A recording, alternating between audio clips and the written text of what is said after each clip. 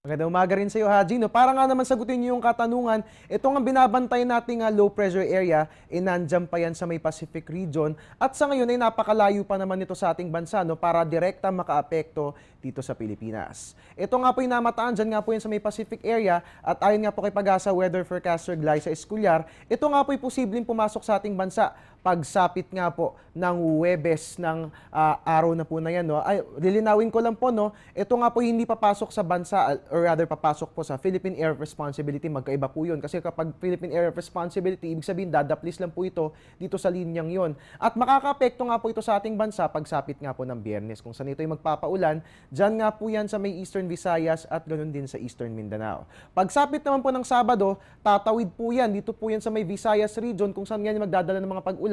At dito rin yan sa Mindanao, so asahan po natin na araw ng Sabado magiging maulan at magdi-dissipate nga po itong low pressure area na ating binabantayan bago pa man makarating ng Palawan. Pagsapit po yan ng Lunes ng gabi hanggang Tuesday ng umaga. So yan nga po yung mga datos hinggil sa binabantay nating low pressure area. At ayon pa nga po kay Pag-asa weather forecaster Glyza Escudar, ito nga po may posibilidad na maging bagyo pa rin dahil nga po ito ay nasa karagatan. Pero ganoon pa man, hindi pa rin natin inaalis itong mga iba't ibang mga posibleng mangyari sa nabanggit na low pressure area, kaya't patuloy ang gagawin nating pagbabantay hinggil sa nasabing sama ng panahon.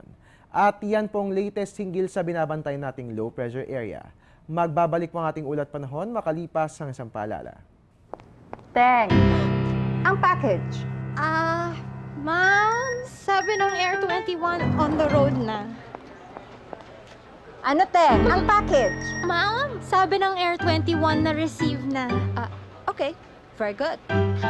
Basta padala, sagot ka ng Air 21. May real-time delivery updates via text para worry-free ka. Teng, ang package, napadala mo na? Yes, ma'am, sa Air 21. Sa Air 21, sagot ko, padala mo!